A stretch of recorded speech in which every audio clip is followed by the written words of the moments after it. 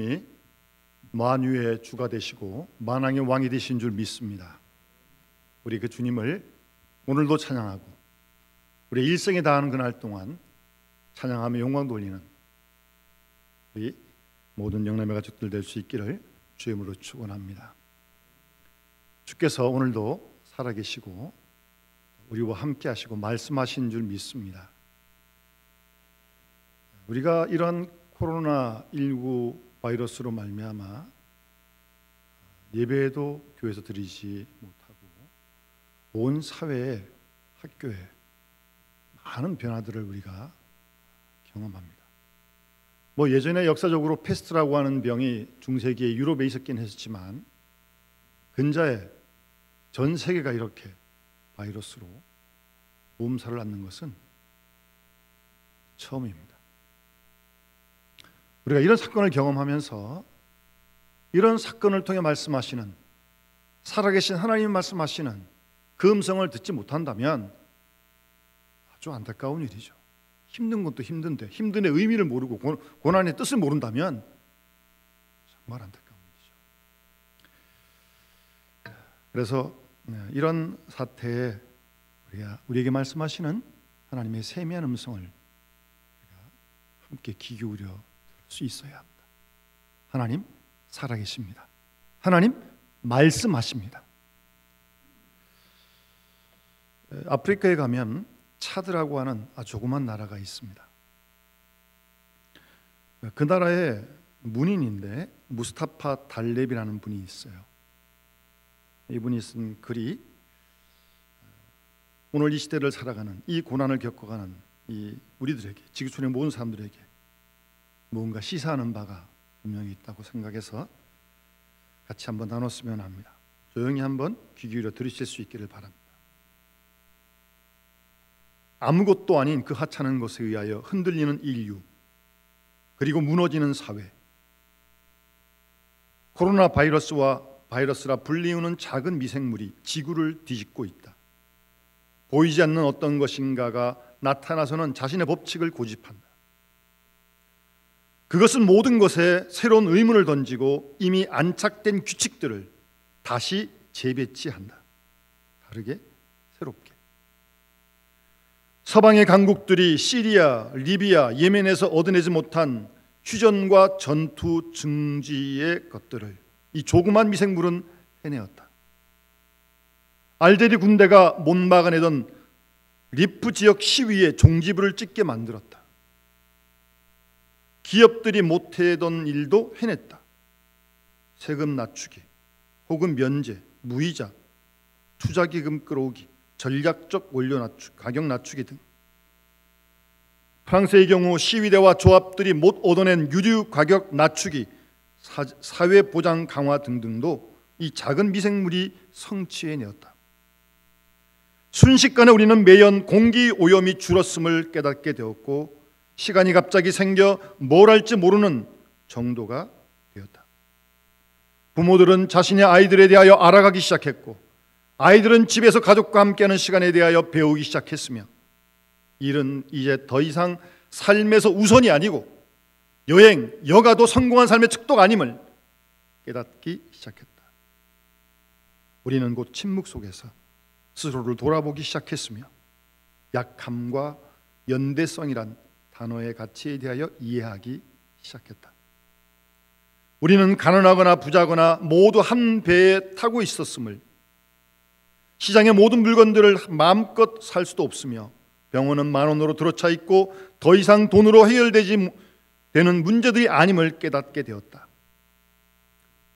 코로나 바이러스 앞에서는 우리 모두 똑같이 연약한 존재일 뿐이라는 것도, 외출할 수 없는 주인들 때문에 차고 안에서 최고급 차들이 잠자고 있으며 그런 식으로 단 며칠만으로 사회에는 사회적 평등, 이전에는 실현 불가능해 보였던 일이 이루어졌다. 공포가 모든 사람을 사로잡았다. 가난한 이들에게서부터 부유하고 힘 있는 이들에게로 공포는 자기 자리를 옮겼다. 우리에게 인류임을 자각시키고 우리의 휴머니즘을 일깨우며 화성에 가서 살고 복제 인간을 만들고 영원히 살기를 바라던 우리 인간에게 그 한계를 깨닫게 해 주었다. 하늘의 힘에 맛가르려 했던 인간의 지식 또한 덧없음을 깨닫게 해 주었다. 단 며칠이면 충분했다. 확신이 불확실로, 힘이 연약함으로, 권력이 연대감과 협조로 변하는 데에는 코로나의 아프리카가 안전한 대륙이 되는 것, 그 마한 헛된 꿈이 거짓말들로 변하는 데는 단 며칠이면 충분했다. 인간은 그저 숨 하나, 먼지일 뿐임을 깨닫는 것도. 우리는 누구인가? 우리의 가치는 무엇인가? 이 코로나 바이러스 앞에 우리는 무엇을 할 수 있는가? 섭리가 우리에게 드리울 때를 기다리면서 스스로를 직시하자. 이 전 세계가 하나같이 직면한 코로나 바이러스 상황에서 우리의 인간성이 무엇인지 질문해 보자. 집에 들어앉아 이 유행병이 주는 여러 가지를 묵상해 보고 살아있는 우리 자신을 사랑하자.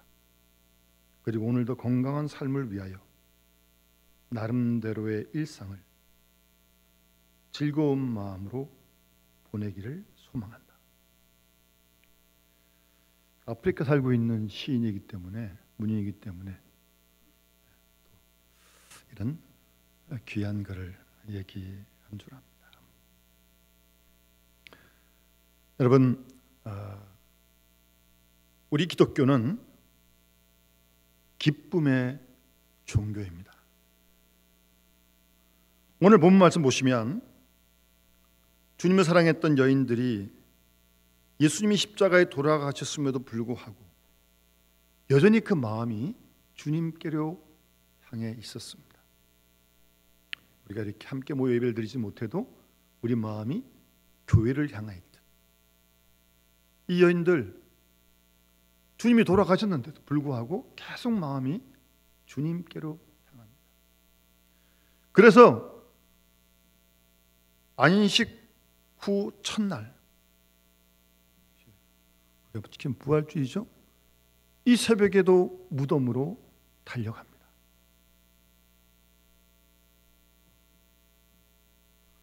여인들이 뭐 돌을 옮길 수도 없고, 어쨌든 마음만 주님께로 향해 있는 거죠. 달려갔는데 이 여인들이 천사를 만나게 됩니다. 그리고 천사의 음성을 듣게 됩니다. 천사가 말하기를 너희는 무서워하지 말아라. 내가 너희들 십자가에 못 박힌 예수 찾는 줄 안다. 그는 여기 계시지 않고 그가 말씀하신 대로 살아나셨다. 와서 그가 누우셨던 것을 보라. 시체가 없으니까. 여러분, 그 여인들의 마음이 어떻겠습니까? 그래서 오늘 본문에 보면 무서웠다.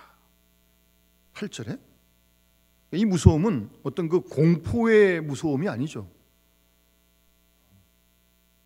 아주 경외감, 무서움과 함께 큰 기쁨으로, 이 여인들이 느끼게 되는 이 큰 기쁨을 누리는 것이 우리 그리스도인인 줄 믿습니다. 예수님께서 이 땅에 오신 것도 온 백성에게 미칠 큰 기쁨의 좋은 소식이었는데, 그 예수가 십자가의 우리를 위해 대신 죽으시고 사흘 만에 부활하셨다는 이 사실, 정말 큰 기쁨의 소식이죠. 그래서 우리 기독교는 기쁨의 종교입니다. 기쁨의 신앙입니다. 잠시 있다가 사라지는 그런 일시적인 감정적인 기쁨이 아니라 어떤 상황에도 변하지 않는 절대적인 기쁨의 신앙입니다. 부활절을 맞아 우리는 이런 기쁨을 우리가 함께 누려야 할 줄 믿습니다. 아는 것 가지고 안 되고요. 누려야 합니다. 충분히 누려야 합니다. 그래서 사도 바울이 감옥에 갇혀 있으면서도 빌립보서 4장 4절 말씀에 주 안에서 항상 기뻐하라. 그 차디찬 지하 감옥에 갇혀 있는데 뭐 기뻐할 환경이 뭐가 있습니까? 그럼에도 불구하고 사도 바울은 주 안에서 항상 기뻐하라고. 내가 다시 말하노니 기뻐하라고 빌립보 교인들에게 편지합니다. 오늘도 우리에게 말씀하신 줄 믿습니다. 두렵고 힘들어요. 어려워요. 피로감이 상당히 심합니다. 그럼에도 불구하고 부활하신 예수를 만나는 오늘 이 여인들의 그 기쁨이 우리 가운데 회복되어야 할 줄 믿습니다. 그래서 여러분 잘 아시는 하박국 3장 말씀에도 무화과 나무가 무성치 못하고 포도나무 열매 없고 감나무 소출 없고 밭에 먹을 거 없고 우리의 양이 없고 외양에 속 없다 할지라도 나는 여호와로 말미암아 즐거워하고 나의 구원의 하나님으로 말미암아 기뻐하리로다. 우리는 이 기쁨을 누리고 지켜야 합니다. 우리의 원수적 마귀는 할 수만 있으면 이 기쁨을 빼앗고 잃어버리도록 역사합니다. 그래서 주님 주신 이 절대적인 기쁨을 누리지 못하게. 그러니 낙심하고 절망하고 한숨 짓고 두려워하고 기쁨이 없으니까요. 이 시간 여러분 마음 가운데 이 기쁨을 한번 살펴보시고 회복할 수 있길 바랍니다. 그리고 하나님 나라는 성령 안에서 의와 평강과 희락의 나라예요. 우리가 장차 이제 하나님 나라 가겠지만 하나님 나라는 성령 안에서 희락의 나라입니다. 기쁨의 나라입니다. 우리가 이 땅에서도 그 기쁨을 맛보고 누려야 되는 거 아니겠습니까? 여러분 주 안에서 기뻐하십니까? 기쁨이 있습니까? 돌아보시기 바랍니다. 우리 이 찰내에 개척한 지 한 2, 3년 되는 좀 젊은이들이 많이 모이는 교회가 하나 있어요. 이름이 조이풀 교회예요. 조이풀 교회. 조이란 말이 기쁨 아니? 제가 이제 거기 재직회하러 한번 간 적이 있는데 젊은 친구들이 참 열심히 집도 다 먼데 정말 기쁨으로 예배를 드리고 신앙생활을 하고 있더라고요. 조이풀 교회.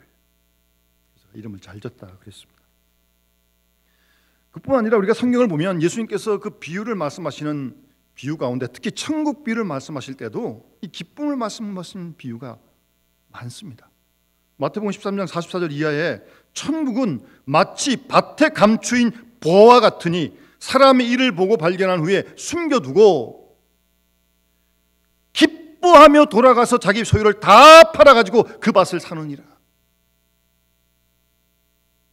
밭 갈다가 보물을 발견했어요? 네. 가슴이 막 뛰기 시작해요. 덮어두고 집에 가서 기뻐하며 자기 소유 다 팔아가지고 그 밭을 사는 거예요. 기뻐하며. 그래서 신앙생활은 이 기쁨의 생활이에요. 잔치하는 거죠. 우리 주위 생활이 그렇게 녹록지 못해요. 나그네 길이 쉽질 않아요. 그래서 힘들고 어려울 때가 참 많고 최근 이런 시간이 길어질 때 이거 만물이 피곤한 거 아니겠습니까? 그런 속에서도 이 기쁨은 우리가 누려야 합니다. 그래서 예수님께서 십자가 돌아가시기 전에 설교하실 때도 설교하시면서 요한복음 15장 11절 말씀에 내가 이것을 너희에게 이름은 내 기쁨이 너희 안에 있어 너희 기쁨을 충만하게 하려 합니다. 그래서 지금 예수님께서 마지막 설교를 제자들에게 하신 거예요. 오늘도 주님은 우리가 기쁨으로 충만하기를 원하신 줄 믿습니다, 여러분. 예? 충만하게 하려고 하신다고 말씀하시잖아요. 우리가 누려야 되고 지켜야 됩니다. 이거 지키기가 쉽지 않아요.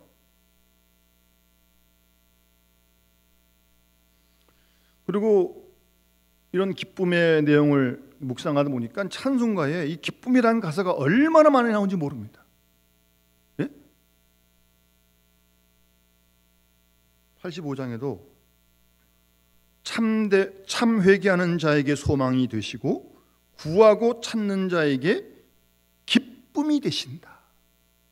사랑의 구주 예수여 내 기쁨 되시고, 우리가 이런 노래를 찬양할 수 있어야 합니다. 주님이 내 기쁨입니다.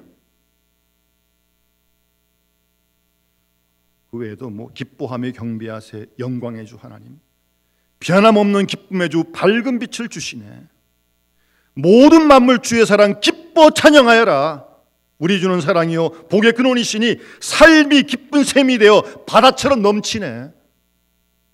이런 삶을 우리가 찬양하며 기쁨으로 어려움 중에도 살아가야 되는 거 아니겠어요? 그게 신앙의 힘이고 능력 아니겠습니까?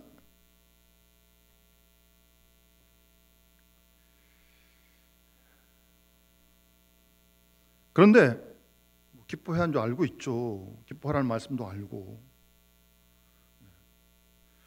그런데 이 기쁨의 이유를 잘 모르면 잠깐 기뻐하다가 또 기쁨을 잃어버려요. 그래서 낙심하고 절망도 하고. 왜 기뻐해야 되는지 분명히 알고 그 기쁨을 지킬 수 있어야죠. 그러니까 이유를 잘 모르면 조금 기뻤다가 오래 슬프고, 기쁨을 조금 맛봤다가 마음이 그냥 또 공허해지고.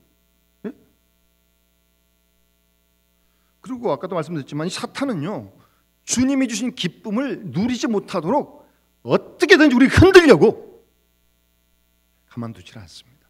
안팎의 시험들이 얼마나 많은지 모릅니다. 그 가운데서도 우리가 분명 왜 기뻐해야 하는지 이유를 알고 그 기쁨을 지킬 수 있어야 합니다. 그래서 기쁘게 사는 거죠. 내가 매일 기쁘게 순례의 길 행함은, 내가 매일 기쁘게 순례의 길 행함. 찬송 부르면서 말이에요. 우리가 왜 기쁨을 누리게 되는가? 주님께서 부활하셔서 그리신 거죠. 살아나셔서 그리신 거예요. 사망 권세를 이기시고 부활하셔서 주님이 오늘도 우리 가운데 살아계시기 때문에 기뻐하는 겁니다. 그래서 오늘 본문에도 6절 말씀에 천사가 그가 여기 계시지 않고 그가 말씀하신 대로 살아나셨느니라, 7절에도 그가 죽은 자 가운데서 살아나셨고, 계속 천사가 하시는 말씀. 주님이 살아계시기 때문에 우리가 기뻐하는 것입니다. 부활천수 중에 하나님의 독생자 예수 날 위하여 오셨네, 여러분 그 찬송 아시잖아요? 우리가 잘 부르는 복음성이었는데 찬송가 들어왔는데 살아계신 주 말입니다. 원래 그 영화 가사를 보시면 이렇게 돼 있어요. 그 후렴이 영화 가사의 뜻이 좀 번역을 좀 의역을 해가지고 좀 분명치 않아요. 원래 그 살아계신 주라고 하는 그 후렴의 가사의 영어의 내용은 주님이 살아계시기 때문에 내가 내일을 직면할 수 있다. 주님이 살아계시기 때문에 모든 염려와 근심이 사라진다. 사실은 그 내용이에요. 우리가 내일 어떤 일이 날지 모릅니다. 그래서 두렵기도 합니다. 그건 모르지만 주님이 살아계시기 때문에 오늘 나와 함께 하시듯 내일도 함께 하실 줄 믿기 때문에 내일을 직면할 수 있다는 거죠. 내일 무슨 일일지 몰라요. 어떤 소식이 들을지 몰라요. 세계적으로 또. 그래서 두렵기도 해요. 염려가 돼요.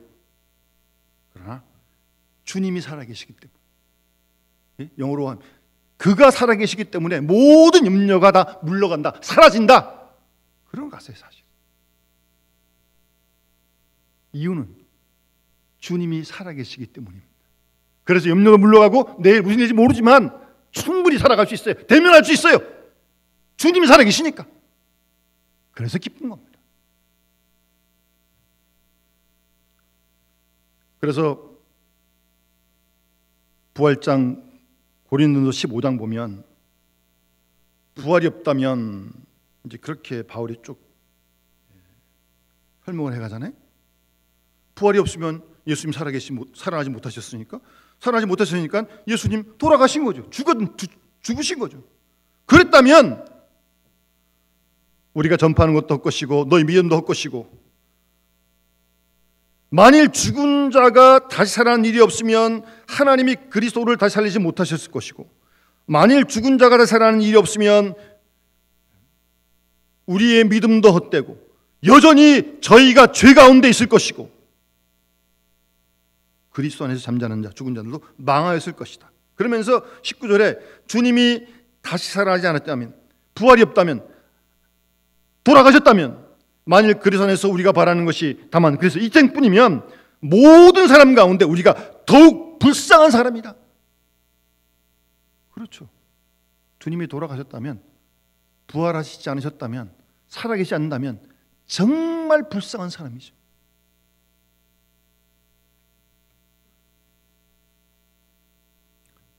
우리가 기뻐해야 하는 이유는, 기뻐할 수 있는 이유는 우리 죄를 위해 십자가에 죽으시고 부활하신 주님이 살아계시기 때문입니다.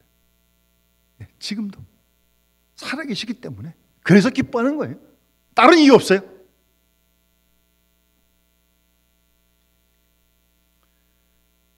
그 다음 우리가 주님 안에서 기뻐하는 것은 살아계신 주님이 우리와 동행하시기 때문에 기쁜 겁니다.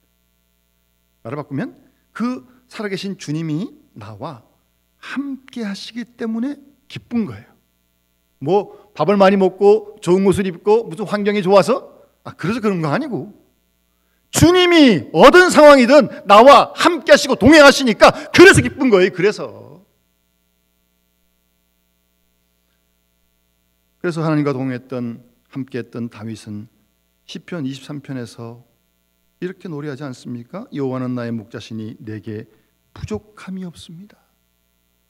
부족함이 없다는 말은 주님 외에 아무것도 필요 없습니다. 그 말이에요. 원하는 게 없습니다.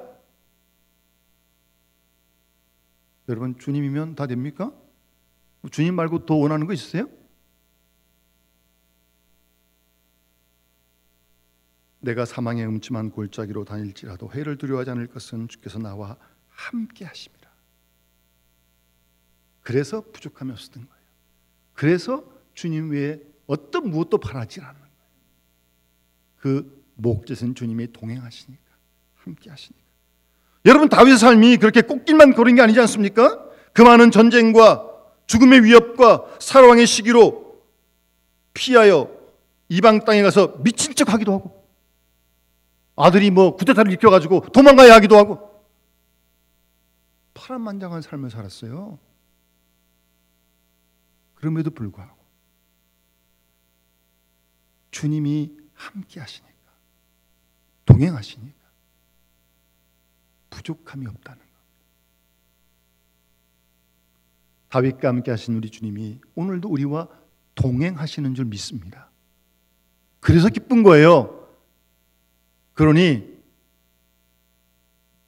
함께 하시고 동행하신 주님 앞서가면 안 돼요.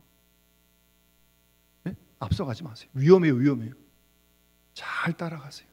또 너무 쳐져가지고 떨어지지도 말고 함께 한 걸음 한 걸음 주님과 동행할 수 있기를 바랍니다. 그래서 기쁜 거예요. 그래서 날마다 기쁨으로 순례길을 걸어가는 겁니다. 그게 부활 신앙입니다. 여러분, 기쁘세요? 주님과 동행하실 수 있길 바랍니다. 우리 주님은 부활 승천하시면서 마태복음 28장 맨 마지막에 볼지어다 내가 세상 끝날까지 너희와 항상 함께 있으리라. 예전에 우리 리모델링을 하기 전에 저 뒤에 벽에다가 이 성구를 써 붙인 적이 있었는데 기억하시는지 모르겠어요. 나가실 때 보시라고. 볼지어다 내가 세상 끝날까지 너희와 항상 함께 있으리라. 우리 그 말씀 꼭 붙들고 부활하신 주님과 함께하고 동행하는 우리의 삶을 살아갈 수 있기를 바랍니다. 우리가 주님과 함께할 때, 주님과 동행할 때 다 함대할 수 있습니다. 흔들리지 않을 수 있어요. 그 외에는 우리가 내 마음을 붙들 수 있어요. 뭐 정말 갈대 같지 않습니까?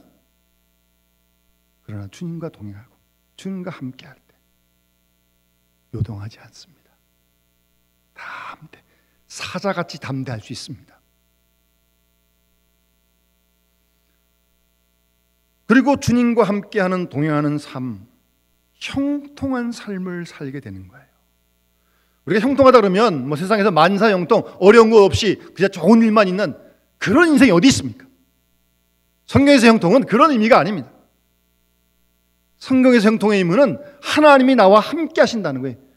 그래서 구약성경에 나오는 요셉, 얼마나 억울하고 힘든 일이 많았습니까? 그럼에도 불구하고 39장 2절에 보면 여호와께서 요셉과 함께 하심으로 그가 형통한 자가 되어 억울하게 형들의 미움을 받아 종으로 팔렸는데, 예? 그 가운데서도 하나님이 요셉과 함께 하시니 그가 형통한 자가 되었다고 그렇게 말씀합니다. 더 놀라운 것은 그 주인이 보디발이 여호와께서 요셉과 함께 하심을 보고 여호와께서 요셉의 범사에 형통케 하심을 보고 알았다는 겁니다. 우리가 주님과 함께함을 우리를 보는 사람들이 나를 보면서 주님이 나와 함께 하시는구나 걸 알 수 있도록 여러분들을 보는 여러분들의 식구들, 여기 주위 사람들이 하나님이 여러분과 함께 하심을 알 수 있도록요. 우리 그래야 되는 거 아닙니까? 아, 저분을 보니까 주님이 저분과 함께 하시는구나. 주님이 저분에게 범사에 형통케 하시는구나. 그런 걸 볼 수 있도록 증가할 수 있는 그런 간증이 있어야죠. 좋은 선영역을 끼칠 수 있는. 뭐 인생을 함부로 막 살면 되겠습니까? 예? 이 한 번 사는 귀한 생을요. 이 그리스도의 보혈의 피로 구원받은 귀한 생명이 함부로 막 살면 되겠어요? 악한 영을 끼치면서 해치면서 남에게 좋지 못한 유익을 주면서? 아니에요. 선한 영향을 끼쳐야 합니다. 그래서 그들이 나를 보고 주님이 나와 함께 하심을 그들이 알 수 있도록 보디발이 지금 말하는 거 아니에요? 그렇게 주님과 함께하는 삶을 살아야 돼요. 생각이 아니라 실제로. 신앙생활은 소꿉장 아니잖아요. 그리고 주님과 함께 동행하는 사람이 죄를 이길 수 있습니다. 죄의 유혹이 얼마나 거센지 모릅니다. 그런데 우리 힘으로 죄를 이기기가 그렇게 쉽지가 않습니다. 이미 다 경험해 알고 있잖아요. 어떻게 죄를 이기겠어요? 내 힘으로요? 어림도 없습니다. 주님이 나와 함께 하실 때, 주님이 나와 동행하실 때 그때만 죄를 이길 수 있어요. 아, 요셉을 유혹하는 보디발 아내가 얼마나 요셉을 유혹했는데요.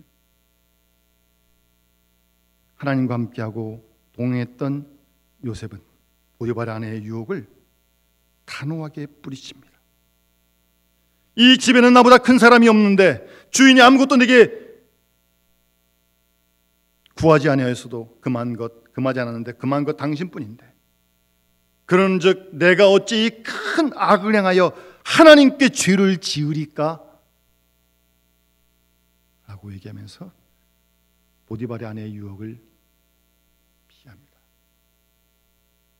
하나님과 함께할 때, 하나님과 동행하는 삶을 살 때 우리가 죄를 이길 수 있게 도와주십니다.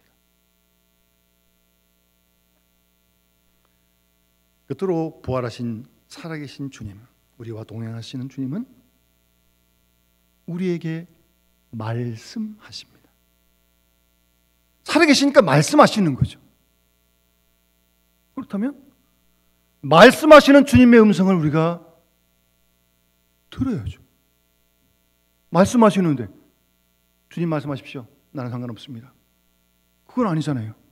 그러니까 그 부활하신 주님이 살아계셔서 우리에게 말씀하시는 그 말씀을 들을 때 우리가 기쁜 거예요.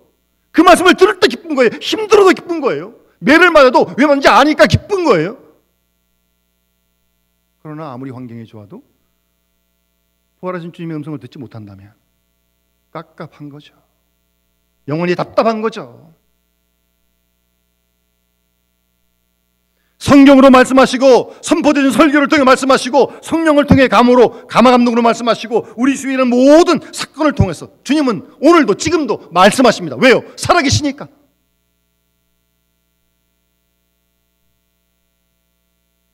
때로 주님은 우리에게 계속해서 사랑한다고 말씀하시고 또 힘들고 외롭고 낙심이 될 때 우리를 찾아오셔서 위로의 말씀을 주기도 하시고 또 잘못된 길로 가고 있는 우리들을 찾아오셔서 책망의 말씀도 주기도 하십니다. 우리는 주님의 말씀을 들으며 하나님의 뜻이 무엇인지, 어디를 가야 하는지, 누구를 만나야 하는지, 무엇을 해야 하는지, 무슨 말을 해야 하는지 구체적으로 귀를 기울여 들어야 합니다. 예민하게. 이미 주님께서 요한복음 10장에서 보혜사 성령을 너에게 보낼 텐데 그가 모든 것 가르치고 내가 너에게 말한 것 생각나게 하시겠다고 말씀하셨어요. 성령께서 우리로 주의 말씀을 생각나게 하십니다. 지금도 우리에게 말씀하세요. 우리가 부활하셔서 살아계셔서 말씀하시는 주님의 음성을 우리가 들을 수 있어야 합니다. 그 찬송가 그런 가사가 있잖아요. 주 음성 외에는 더 기쁨 없도다. 예? 예, 주님의 음성 외에 더 기쁨이 없어요. 여러분 그 음성 들으십니까? 그 음성을 들을 때 뛸 것처럼 기쁜 거예요. 신나는 거죠.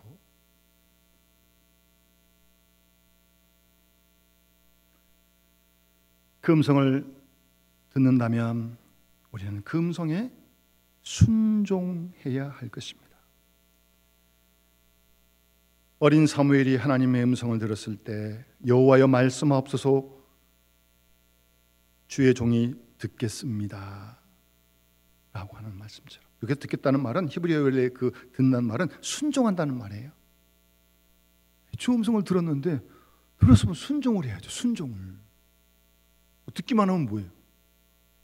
들을 때 기쁨인데 그 말씀을 순종해야 합니다.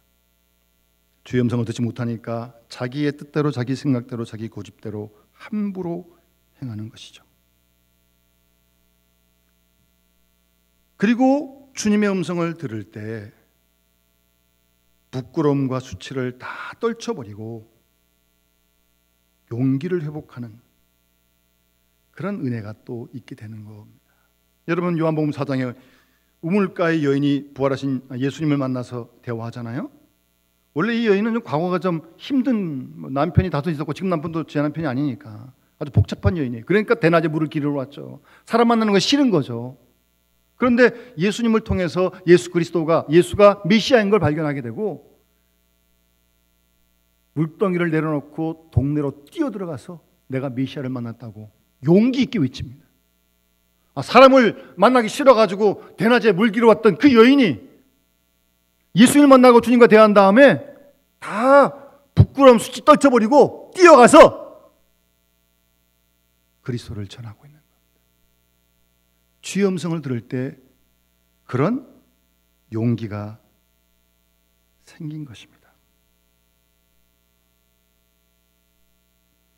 한 걸음 더 나아가 부활하신 주님을 만나 주의 음성을 듣는 사람들은 그의 삶 속에 변화의 역사가 일어나게 되는 겁니다. 정말 제일 전 싫어하는 말이 예수 믿어도 사람 안 변한다. 저는 그 말은 정말 죽어도 싫습니다. 자기가 안 변하는 거에 합리화시키는 거죠. 무슨 그러고 자기도 못 바꾸는 하나님은 뭐하러 믿습니까? 그리고 변할 생각이 없는 거예요. 그다음부터. 그러니 평생 오랜 신앙생활해도 변화의 역사가 없어요. 하나님의 세미한 음성을 들을 때 기쁘고요. 그 음성이 나를 바꾸는 거죠. 사울을 바울로 바꾸듯이 말입니다. 변화의 역사가 일어납니다. 살아계신 주의 음성을 들을 때요. 그 음성을 순종할 때 사울을 바울로 바꾸는 변화의 역사가 우리의 삶에도 일어날 줄 믿습니다. 우리는 사망문세를 이기시고 부활하신 우리 주님을 매일매일 순간순간 만나고 그 주님과 함께 오늘도 내일도 동행하고 그 살아계신 부활하신 주님 말씀에 순종하여 용기 있게 담대하게 주의 뜻을 이루면서 우리를 통해 변화시키시는 주님의 그 귀한 역사를 이 세상과 역사 속에 심어가고 이루어가는 부활의 증인으로 살아가는 기쁨의 우리 그리스도인들이 다 되어질 수 있기를 주의 이름으로 축원합니다. 우리 찬송가 162장 함께 우리 찬양 부르면서 봉헌하도록 하겠습니다.